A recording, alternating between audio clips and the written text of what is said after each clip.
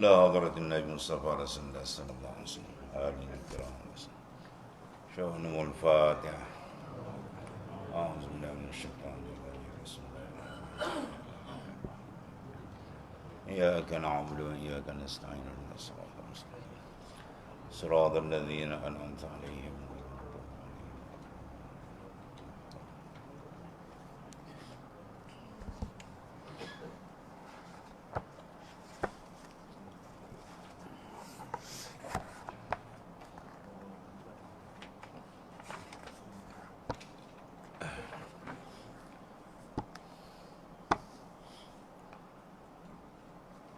أعوذ بالله من الشيطان الرجيم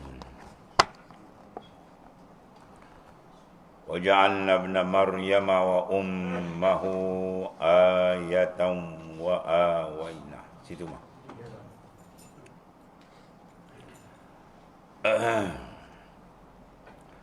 وجعلنا ابن مريم وأمه آية وآويناهما إلى ربوة ذات قرار ومعين.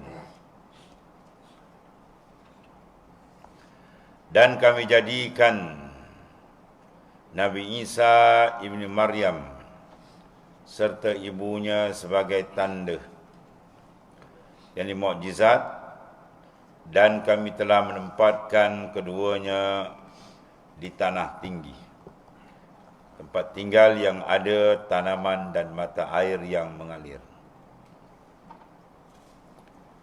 Tafsirnya, Allah Subhanahu wa taala berfirman dalam ayat di atas tentang Nabi Isa alaihi salam dan juga Maryam ibunya. Keduanya sebagai tanda kebesaran dan kekuasaan Allah Ta'ala yang telah mencipta Nabi Adam tanpa ayah, Hawa daripada lelaki, Siti Hawa ataupun Siti Hawa daripada lelaki tanpa isteri, yang menciptakan Nabi Isa alaihissalam daripada seorang ibu tanpa suami. Mereka keduanya telah dilindungi oleh Allah Subhanahu Wa Taala dengan ditempatkan di satu tempat tinggi yang data, yang ditumbuhi padang-padang rumput dan tempat sumber-sumber air yang bersih dan mengalir. Tempat itu menurut sebahagian daripada ahli tafsir ialah di Damsyik, sedang sebahagian lain adalah di Baitul Maqdis.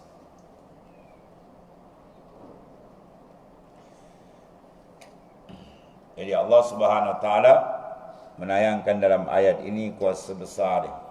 Wa'adu lima yurid, dia boleh buat apa yang ia kehendaki. Menjadikan manusia tanpa ibu, tanpa ayah, ada ayah tak ada ibu, dan seterusnya lah. Itu semua dalam kuasa besar Allah Subhanahu Wa Taala. Sebab dikatakan sini ayatan. Ayat itu makna tanda, dalil yang jelas menunjukkan kuasa mutlak, kuasa besar Allah Subhanahu Wa Taala, supaya manusia mengenali hakikat sebenar ketuhanan Allah Subhanahu Wa Taala dalam menentu dan mengadakan apa yang ia kehendak. Tidak ada daripada persetujuan yang lain. Tidak ada berkompromi dengan orang lain. Dia tunggal dalam ketuhanannya, tidak ada sekutu bagi. Qala Allah Ta'ala ya ayyuhar rusul kulu minat tayyibati wa'malus salihah inni bima ta'maluna alim wa inna hazihi ummatukum ummatan wahidah wa ana rabbukum fattaqun. Fataqatta'u amrahum bainahum zubura kullu hizbin bima ladaihim farihun fazarhum fi ghamratihim hatta hin ayahsabuna annama numidduhum bihi min malin wa banin nusari'u lahum fil khairat bal la yash'urun.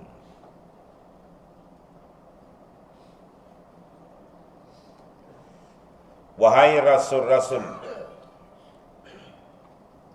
makanlah dari benda-benda yang baik lagi halal,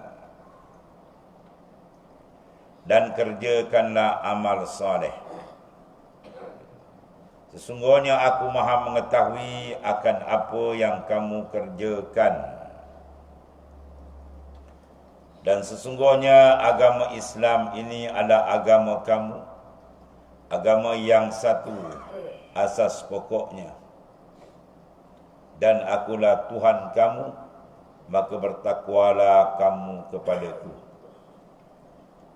Kemudian umat rasul-rasul itu berpecah belah dalam urusan agama mereka kepada beberapa pecahan. Tiap-tiap golongan bergembira dengan apa yang ada pada mereka. Maka biarkanlah mereka tenggelam dalam kesesatannya itu sehingga ke suatu masa. Adakah mereka menyangka bahawa apa yang kami berikan kepada mereka dari harta benda dan anak penak itu bermakna bahawa dengan yang demikian kami menyegerakan untuk mereka pemberian kebaikan? Tidak. Bahkan mereka tidak menyedari hakikatnya yang sebenarnya.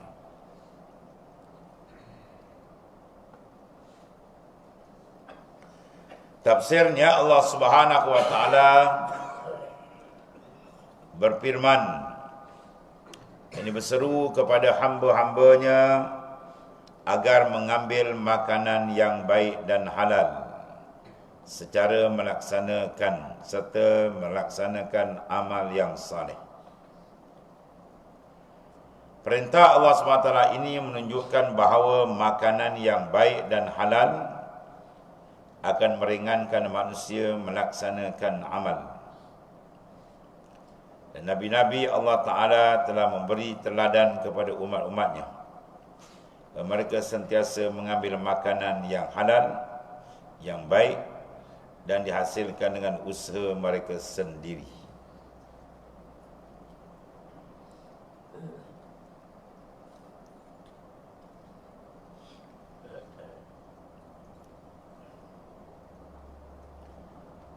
Ya Allah Ta'ala memerintahkan pada seluruh rasul yang menjadi ikutan kepada ummah supaya melakukan satu arahan Allah Ta'ala, iaitu makan benda yang halal.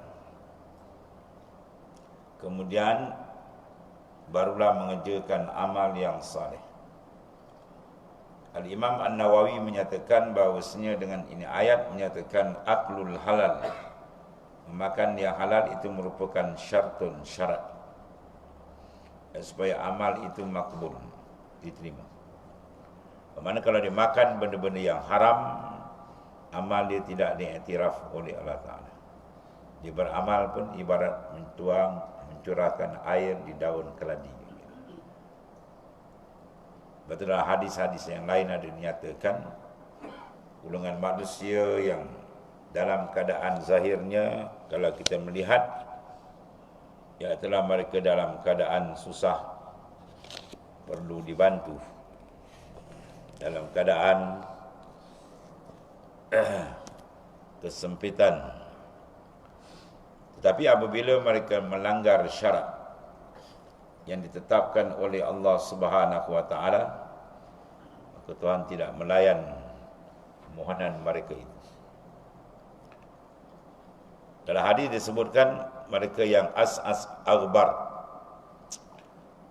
yang keadaan berjalan rambutnya kosot masai, pakaiannya berdebu, kemudian mengangkat kedua belah tangannya menadah berdoa kepada Allah Ta'ala, sedangkan mat'amuhu haramun wa mashrabuhu haramun wa luwisa bil haram. Mereka makan dan minum dari sumber yang haram, pakaian mereka haram, maka doa mereka ditolak oleh Allah Ta'ala. Walaupun dalam keadaan zahir ni tadi memang perlu diberikan bantuan, tetapi Allah Ta'ala yang maha penyayang lagi pengasih dan menyatakan terang dalam Al-Quran, ud'uni astajib lakum, pohon dan minta ala kamu, nasai aku perkenankan, tetapi jangan langgar syarat. Ibadat bukan boleh suka-suka hati kita, suka-suka ikut kendak kita. Kita buat doa-doa, makan haram pun makan juga, sama-sama naik, ya, itu tak boleh. Itu bukan Islam punya ajaran. Islam ni agama yang bersih. Al-Islamun nazif, Islam agama yang bersih. Fatanazzafu, naklah kamu melakukan pembersihan. Maka makan yang haram adalah benda yang kotor. Haram ni benda yang kotor, yang Allah Ta'ala murka. Jadi siapa yang makan benda haram, dia berdoa, doa dia tak akan dilayan oleh Allah Subhanahu Wa Ta'ala. Ibadat ini tidak akan diterima oleh Allah Subhanahu Wa Ta'ala. Berdasarkan ayat ini, kulu minat tayyibat, makan benda yang halal. Sebab tu kita kena pastikan makanan kita sumber dari halal. Maka kita kena memahami apa itu halal. Dia kena belajar. Namun di bedal makan, ingat halal. Sebab pakai logo halal aja. Ini babi pun itu cap halal lagi. Macam-macam benda ini. Jadi kena perhatikan. Sebab tu kita disuruh makan makanan buatan orang Islam. Kulu, kul, makan oleh muta'amul mu'minin, makan makanan orang mukmin. Ini kalau letak mi Cina, kapi lahanat tu dengan orang Melayu, mi Cina laku dulu. Pelahapnya orang Melayu. Betul nak berdoa tak payahlah. Kau berdoa kau pun Tuhan tak layan. Ya, terang-terang mi Cina tu berlendir-lendir dengan minyak babi pun sumbat dalam perut dia. Tahu-tahu Cina tu sumbat babi pun sumbat dalam perut dia juga. Pelahap ni. Perut jadi tong sampah ni.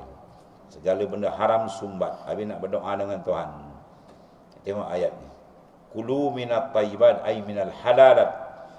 Ya, kena makan benda yang yakin betul bersih. Ini pakai sumbat perut. Ya. Itu jadi masalah gitu. Sayangkan diri kita. Diri kita tu sayangkan dia, jangan dikotorkan. Sebab bila kotor makan tak bersih, yang menunggu besok api neraka Jahannam kan. Kullu lahmin nabata minas sukhti pannaru aula bih. Kullu lahmin, tiap-tiap daging, nabata minas sukhti, yang tumbuh dari rezeki yang haram. Sama haram dari segi asal benda tu sendiri, benda yang kotor, mengikut pandangan Islam, ataupun cara mendapat dia, tipu sana, rasuah, riba, macam-macam.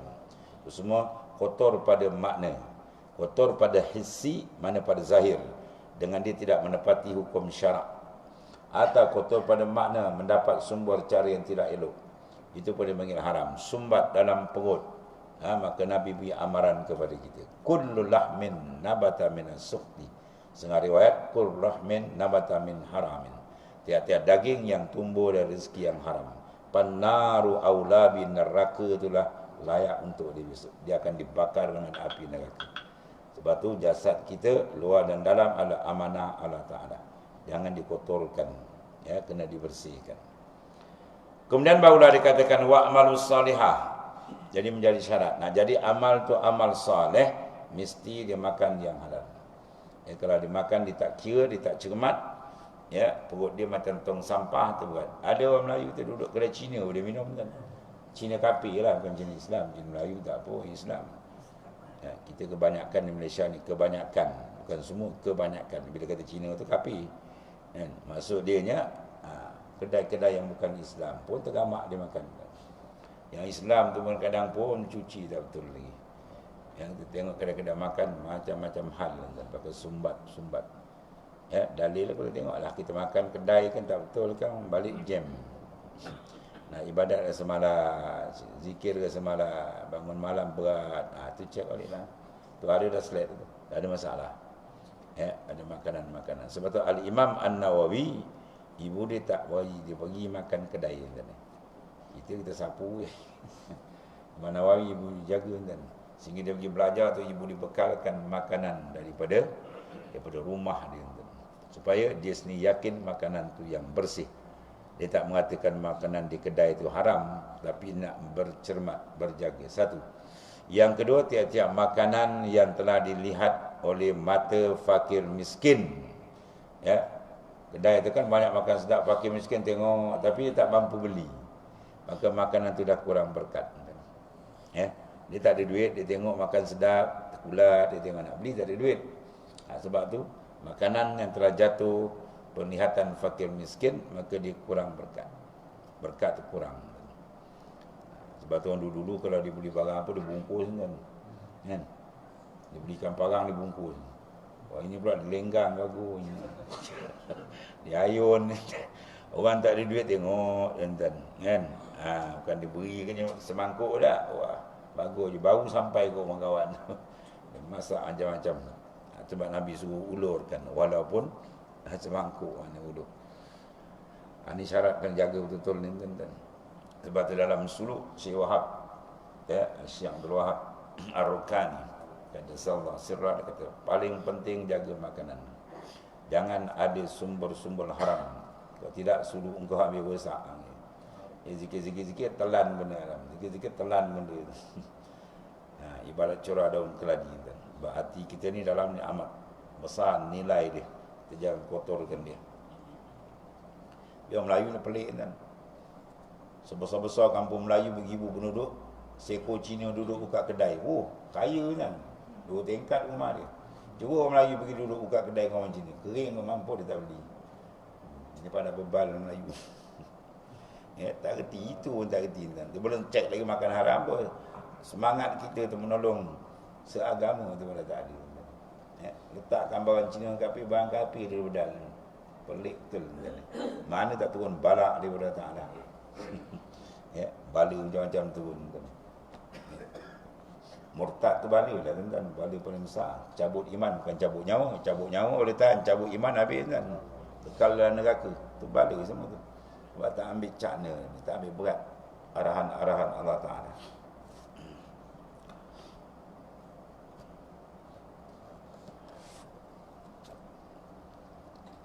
Agar mengambil makanan yang halal. Ya penting. Sebab makanan halal ni yang ulama kata sebagai benih. Kalau benih baik, kita tanam, cantiklah pokok. Mengeluarkan buah yang sedap dipandang oleh mata. Kalau benih tak baik, benih tak tahu mana benih, besok keluar buah pening kepala. Apa dah buah ni ketut-ketut. Sebab kita tak berjaga, pakai sumbat aja, kan? Tu nak bertanam cara dia.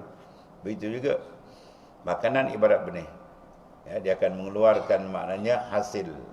Kalau elok, eloklah dia. Kalau tak elok, tak elok. Makan yang haram akan menimbulkan perangai-perangai huduh. Kalau makanan halal, dia akan menyebabkan timbulnya perangai-perangai akhlak yang baik.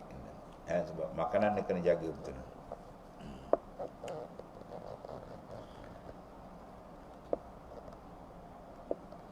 Satu hari seorang waliullah, ya, dia tak makan lauk. Bila orang tanya kenapa tuan saya tak makan, dia pergi tempat orang masak kerja kahwin. Dia angkat ni seduk tangan dia kalau orang tengok darah, ranjat dia orang. Mana pun tukang masak tu tak jaga. Ya, dia nak bagi makan orang, dia tak masak, tak jaga segi syariat. Kadang daging basuh tak betul, jatuh kat tanah, dia ambil kinjil-kinjil ni. Kadang dah kotor dia kinjil-kinjil, kawan nampak dia, mak. Kadang basuh tak bersih, macam-macam masalah kan. Ya, ikan dari laut itu sumber solid halal 100%. Tapi pengurusan pula, cara pengurusan, kadang basuh tak bersih kan, dengan darah tak betul dan sebagainya. Ada kan masin ke bawa ikan masin kami besar, tak belah perut, tahi dalam dia. Habisnya telan tuan-tuan.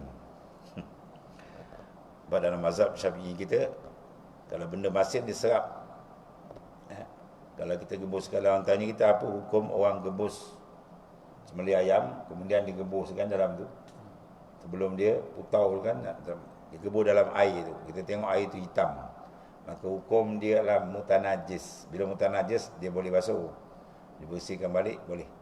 Tapi jangan bubur garam. Kalau ada garam, dia meresap ke dalam. Itu dalam mazhab Syafi'i kita. Sebab tu kalau kita masinkan ikan, kena jaga dia. Bila kita masin ikan tak betul, dia serap ke dalam. Tiba-tiba ikan besar tuan, di perut najis tak buang. Dia buat ikan kering, kita pun telan. Ya, jaga betul ni. Kena sayangkan diri kita tuan. Sebab hati tu bila dia kotor je habis, dia malah ibadat dia payah, dia berat.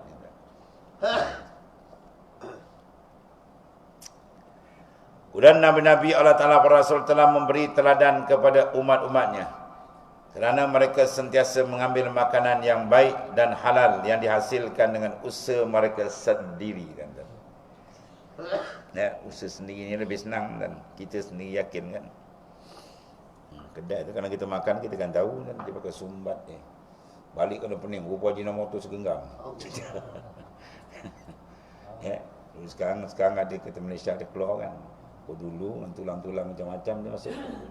Ya, tulang babi pun ada kan. Dia pakai sumbat ni kan. Allah. Dan Nabi Isa AS makan dari hasil usaha ibunya yang bertenun. Dan Nabi besar kita Muhammad SAW makan dari hasil kerjanya sebagai pengembala. Dan Nabi Daud AS menurut hadis Rasulullah SAW tidak makan melainkan apa yang dihasilkan dengan tangannya sendiri. Dan semua hebat-hebat orang ni.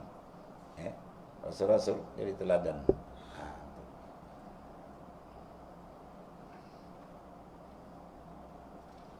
Dan diriwayatkan Imam Muslim. Sebab kalau orang soleh dan gitulah, dia boleh bersih. Kalau makan tak betul dia ada rasa. Ya, dia ada rasa. Orang balik dulu kan biasa menaun Mekah, makanan semua orang Islam cantik. Dia balik Malaysia banyak benda tak boleh makan. Makan-makan muntah balik. Nah, tu kalau dijaga, kalau tak jaga lama-lama dia telan habis. Tu. Mufti Syekh Ahmad tu. Syekh Fahim bapa dia kalau dia beli apa sayur pasar depan dia segitu. Satu hari Syekh tak segitu dia makan pum tendang balik. Siapa tak basuh gitu. Dia tahu. Dia.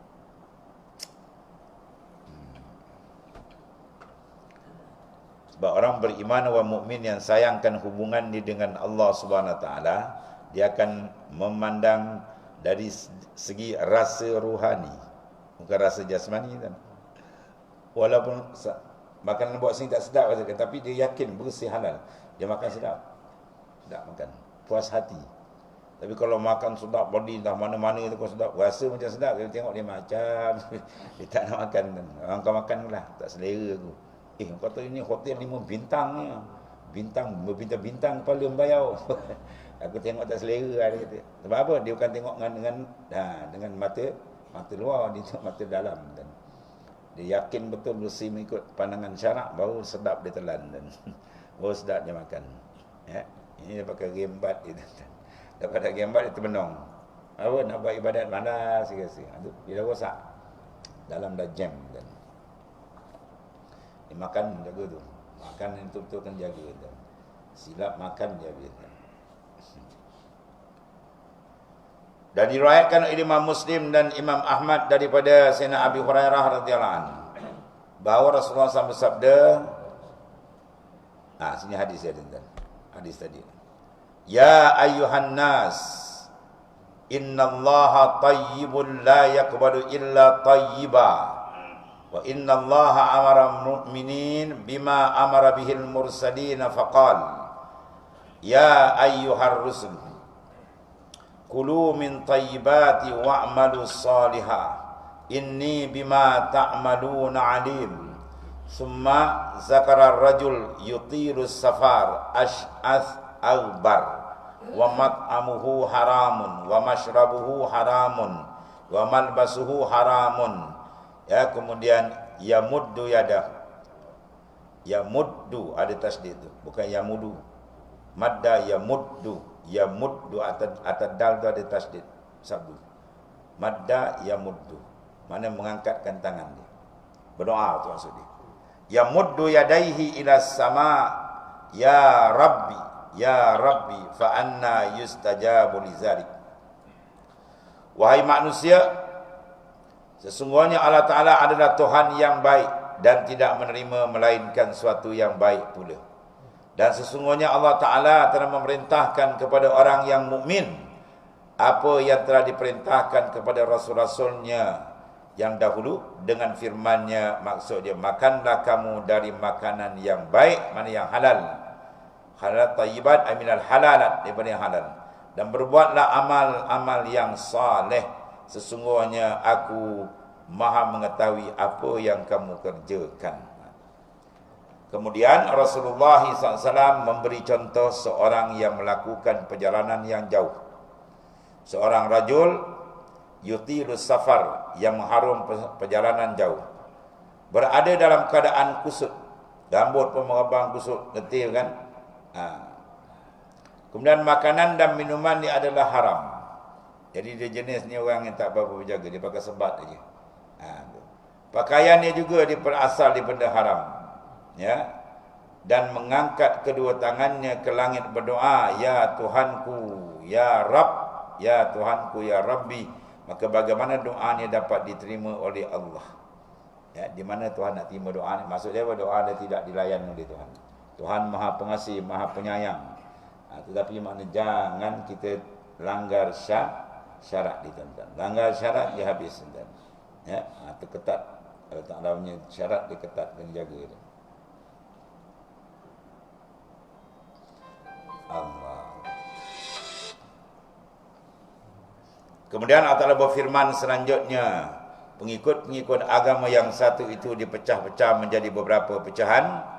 Tiap-tiap golongan yang berpecah itu merasa bangga dengan apa yang mereka kira sebagai hidayat dan kebenaran, padahal mereka berada dalam kesesatan dan kebatilan. Maka biarkanlah mereka dalam kesesatan dan kebatilan sehingga sampai suatu waktunya. Perangai manusia ni apa? Kullu hizbin bima ladaihim farihun. Tiap-tiap puak dia seronok dengan puak dia. Itu perangai manusia. Kalau nak tahu betul tidak, itu kena suluh balik lah dengan nas Quran dan hadis Rasulullah SAW. Sikap dia begitu. Kullu hizbin bima ladaihim farihun. Kemudian Allah SWT berfirman dalam ayat yang lain, zarhum ya'kulu wa yatamatta'u wa yulhihimul amal fasawfa ya'lamun. Zarhum, mana tinggalkanlah mereka itu, biarkanlah. Yang mereka makan dan bersenang-senang dengan kemewahan dunia, sebab mereka ni degil, diajak tak mau, dipanggil tak datang, diseru tak diterima pun seruan Islam tadi, degil. Biarkanlah, Tuhan kata, zar, tinggalkan, ditunggulah nanti. Dan kemudian dilalaikan oleh angan-angan daripada bertaubat dan insaf. Tak mau bertaubat, dia berangan macam dia nak tongkat langit. Dia perasan umur dia lama lagi, padahal kain kapan dia telah ditenun. Kemudian mereka akan mengetahui kelak bencana perbuatan mereka. Semua Quran dah dedahkan dengan terang jelas. Tuan, akan adanya perangai-perangai dan sifat-sifat manusia daripada dulu sampailah kiamat. Cuma pelakon dia berbeza, perangai dia lebih kurang. Di antara mereka yang mana dilekakan oleh hawa nafsu mereka, yaqulun wa yatamatta'un, mereka makan, yatamatta', bersedap-sedap, berseronok-seronok. Dan melekakan oleh al-amal. Amal, hamzah aja dengan ain. Kalau ain tu perbuatan, amal tu mana angan-angan. Berangan cerita bukan main, 2020.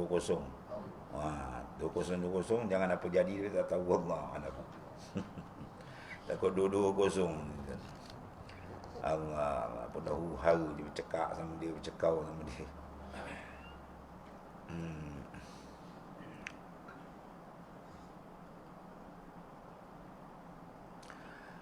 Allah Ta'ala berfirman selanjutnya dalam ayat yang tersebut di atas, apakah mereka maksud ini? Apakah mereka mengira bahawa apa yang kami berikan kepada mereka berupa harta dan anak-anak adalah kerana kasih sayang kami pada mereka? Ini tanda Tuhan kasih kat kita lah, Tuhan reda. Semua kita nak dapat itu. Wah, dia tak tahu pemberian tu ada dua. Ya, rupa yang didapat bukan rahmat, istidrat, permuaan dari Allah Ta'ala. Ulu-ulu sentap tu humban neraka. Dan adalah kerana kasih sayang, ada rasa begitu. Sekali-kali bukan, tidak demikian. Tetapi ia adalah ujian, dia panggil istidrat dan cubaan dari kami terhadap mereka, namun mereka tidak sedar. Sebab tu apa nikmat yang dapat daripada kita kena tengok. Dengan nikmat yang kita dapat tu, adakah kita makin hampir kepada Allah Ta'ala, atau kita semakin jauh? Dengan nikmat yang kita dapat, adakah kita boleh menggunakan dia pada jalan Allah Ta'ala, atau dia terpesong jauh lalai dia. Semua kena cek. Kalau sekiranya nikmat dapat tu membawa kita makin dekat ke Tuhan, itu alhamdulillah. Itu memang nikmat sungguh. Tapi kalau sebaliknya berlaku, tu jaga. Semakin jauh dia. Itu dipanggil istidrak, pemuaan. Ya. Firman Allah Ta'ala, fala tu'jibka amwaluhum wala auladuhum, innama yuridullahu liyu'adzibahum biha fil hayatid dunya wa tazhaqa anfusuhum wa hum kafirun. Oleh itu janganlah engkau tertarik hati kepada harta benda dan anak-anak mereka. Oh hebat dia punya, bukan banyak dapat tak payah tuan kata. Jangan kamu ukur dengan ukuran yang sedemikian. Sesungguhnya Allah Ta'ala hanya hendak menyeksa mereka dengan harta benda dan anak-anak itu dalam kehidupan dunia. Terseksanya orang bila? Bila dia tidak nampak jalan Allah Ta'ala. Pasababul azab wujudul hijab.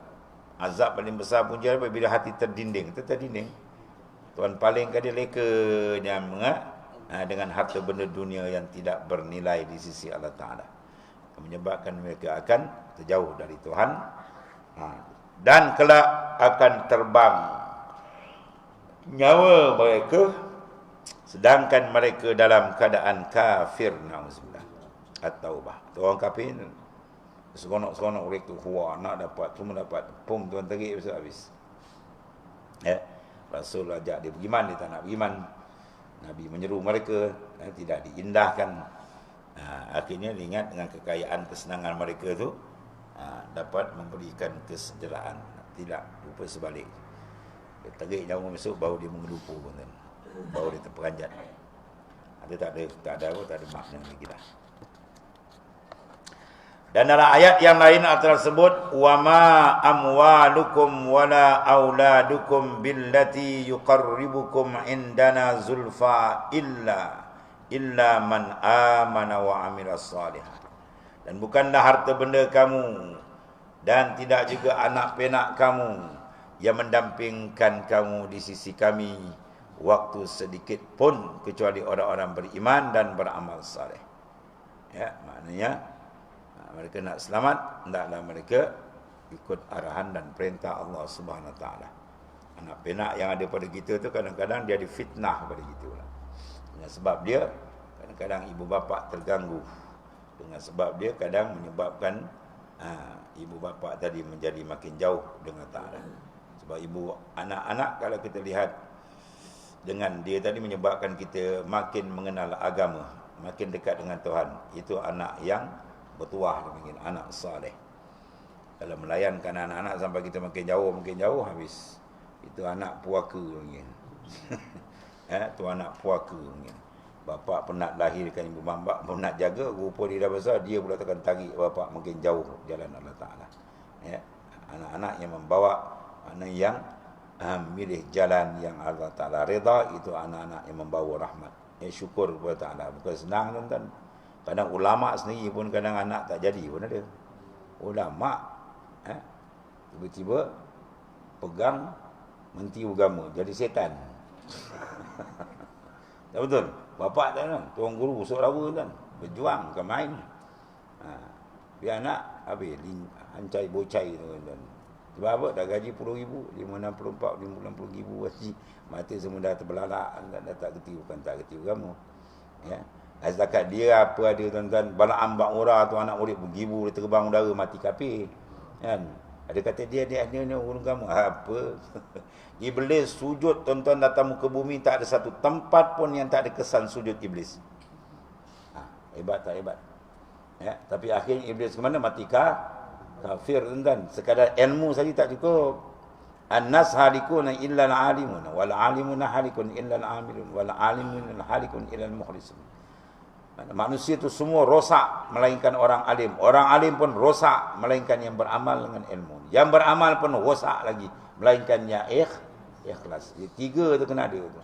Al-ilmu, al-amal, al-ikhlas. Ni al-ilmu ada, amal jam. Belum cek dalam lagi kan. Ke amal lah jam lah. Islam suruh lain dia cakap. Amanah orang bagi kau buat macam-macam. Ya. Itu sebab maknanya kalau nak jadi, ya, kalau nak jadi Nabi Musa alaihissalam dibela oleh Fir'aun jadi nabi lagi rasul. Kalau nak jadi, tuan nak pilih. Kalau tak nak jadi, Musa Samiri dibela oleh malaikat Jibril. Jadi kafir, tuan-tuan. Bismillah. Ya, dalam Hindu, tuan-tuan, ada Musa, ada. Itu Musa Samiri. Yang buat patung anak lembu, dia pakai sembah belaka tu. Bukan jalan-jalan Musa Samiri. Tapi kalau tuan tak nak, gitulah. Itu kepada hakikat, kalau tuan pilih, dia jadi. Sebab tu bila tuan pilih, anak-anak kita jadi baik, syukur kita kepada Ta'ala. Bukan bayaran juta, bilion harga, tak terbayar. Banding kalau anak tak jadi macam jadi menagih dada lah, macam-macam kan ni. Oh, pening kepala mak bapak. Jadi bila Ta'ala pilih itu satu rahmat. Orang wajib kita syukur. Bila kita syukur, Tuhan akan tambah. La in syakartum la azidan. Kalau kamu syukur, aku tambah. Wallah.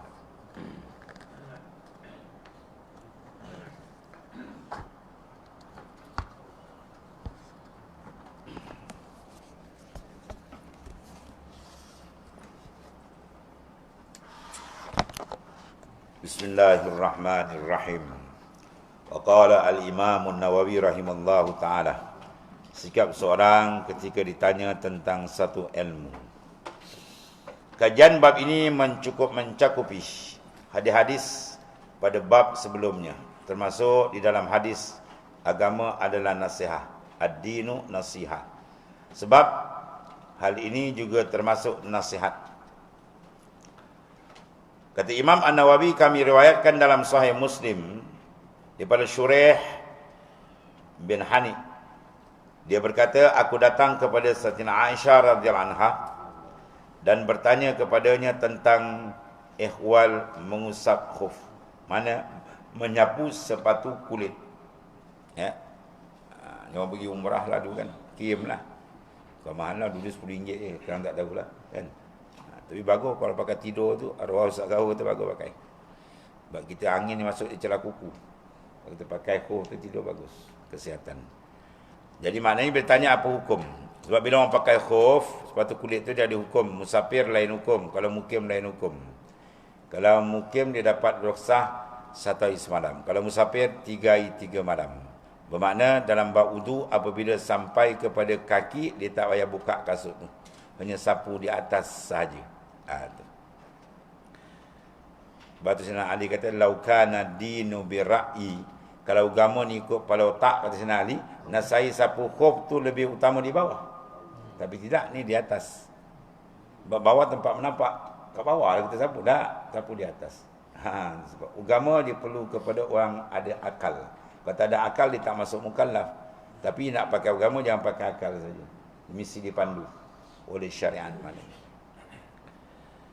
Lalu dia menjawab, pergilah kamu kepada Ali bin Abi Talib radhiyallahu anhu dan bertanyalah kepadanya, kerana dia pernah bermusafir bersama Rasulullah SAW dan kami pun bertanya kepadanya. Ya, kita kaedah dia. Ni alim isteri Nabi, Sina Aisyah. Tapi masalah-masalah tertentu, dia suruh pergi tempat lain, tak ada malu. Kan? Kita kalau suruh, tanya dia je, orang lain tak payah. Ni tengok kita pergi Sayyidina Ali, dia lebih mengalami sebab dia pernah bermusafir dengan Rasulullah SAW. Ya, mana dia sendiri mengalami benda tu, tanya kat dia. Dan kami riwayatkan dalam hadis Muslim. Maknanya apa? Sikap orang yang ditanya tadi kan tentang satu ilmu. Mana kalau kita tak tahu, kita suruh orang tanya lain. Kalau tak tahu lebih mudah, jawab lagi senang. Wallahu a'lam. Al-ilmu salas al-Quran wa sunnah wa kalimatul la adri. Ya, Quran, sunnah dan kalimah saya tak tahu, atau wallahu a'lam. Ni tak tahu pula, dia memang rasa-rasa. Saya rasa macam ni lah. Wah, ilmu memang rasa-rasa. Bila kita menjawab dalam keadaan kita tidak confirm, haram berdosa besar. Walaupun jawapan tu kebetulan dikena. Sebab dia berani dengan hukum dalam keadaan dia tak jelas. Itu satu kesalahan besar. Kalau tak jelas, kata wallahu a'lam, minta masa ya, nanti saya semak balik. Itu lebih baik. Itu orang yang ada amanah ilmu. Imam Malik setengah riwayat mengatakan 60 soalan orang soal dia. Dia jawab tak sampai 10. Sedangkan Imam Mazhab bukan jarang-jarang orang. Bila tengok orang gelisah, dia kata kau pergi naik atas bukit tu. Kopi jerit kuat-kuat, Imam Malik jahil bih, gitu bih. Mana terkebersihan hati para mujtahid. Ya, dia tak heran dengan malu ke orang. Dia janji dibuat tu biar betul, tepat, jangan salah dengan Allah Ta'ala.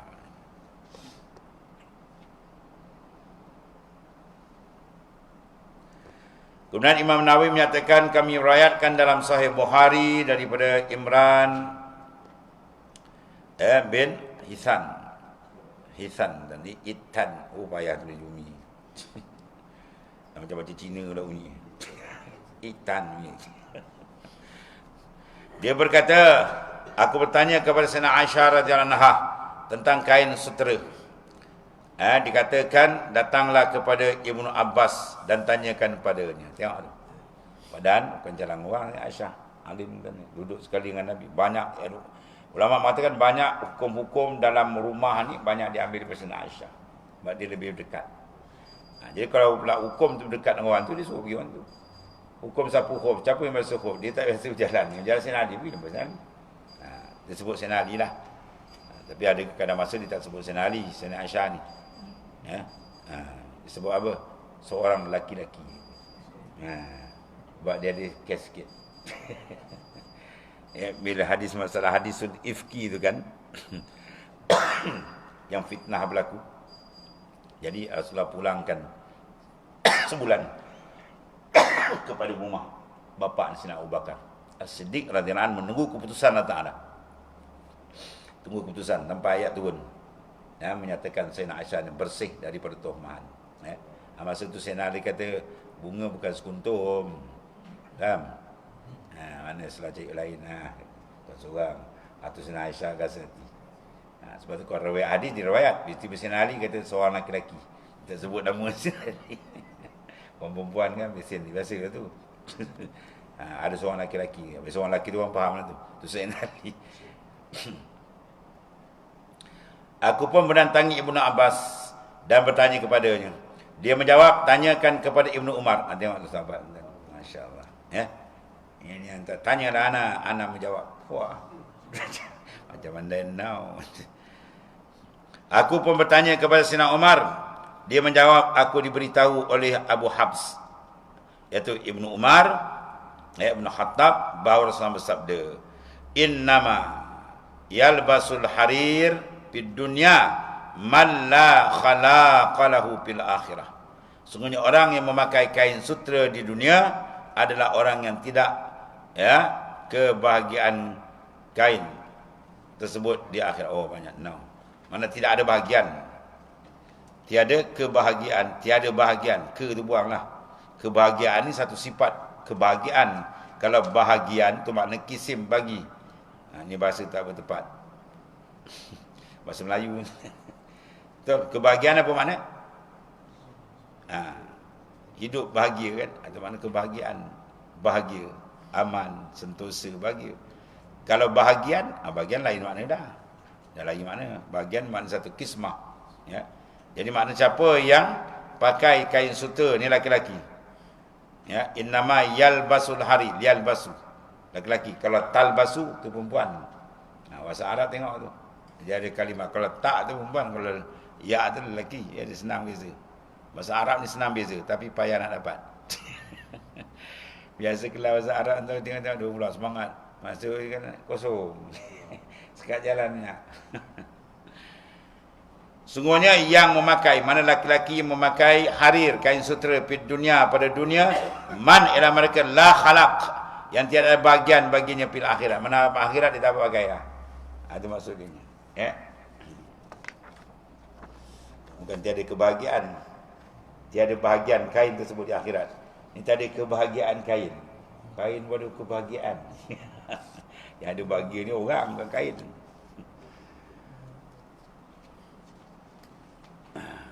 Guna redaksi mana akhlak, artinya apa? Tidak mendapat bahagian. Ada hadis mengenai masalah ini cukup banyak dan masyhur. Ya. Rasulullah pernah mengangkat belah tangan dia, sebelah emas, sebelah sutra. Hazani haramani ala zukuri ummati. Ini dua benda ni, hazani, dua benda ni. Apa dia? Emas dan sutra. Haraman, haram keduanya. ala zukuri ummati, atas lelaki umatku. Bermakna perempuan tak apa, lelaki tak boleh. Sebab sutera lembut, emas pun lembut, sesuai dengan kelembutan perempuan. Lelaki pakai sutera, pakai emas dah macam maknya aku. Kata senonoh kan. Ya, lelaki dan perempuan. Yang perempuan pula pakai baju soja dah macam jantan. La ilaha illallah. Apa bebal daun kan. Kena laknat tuan-tuan tu, bukan main-main tu. La'anallahu 'ala ar-rajul al-mutasyabbih bin nisa. Allah Taala laknat laki-laki yang menyerupa perempuan. Wan nisa yatasyabbihna bir rijal. Perempuan jumpa laki-laki, tengok belakang dia. Tak kenal lah, rambut kontot, keluar jantan betina, betina. Jaga tu, kena laknat, bukan main-main tuan-tuan. Tuan dah jadikan masing-masing ada cara dia. Kan, ikutlah. Macam-macam tuan ni. Sebab apa dia? Jahlun, jahil. Menjahilkan diri, tak nak dekat pada nur, duduk dalam gelap. Tuan-tuan boleh duduk dalam gelap, kita duduk dalam gelap, rumah kosong padang api, lemah kan? Lemah dalam gelap ni, kita duduk dalam cahaya. Begitulah, Islam ni nur cahaya. Habis.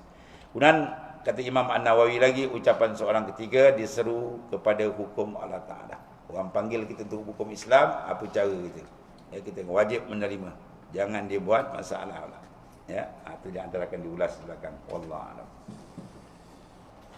Bismillahirrahmanirrahim. Alhamdulillah. Sayyidina Maulana. Alhamdulillah.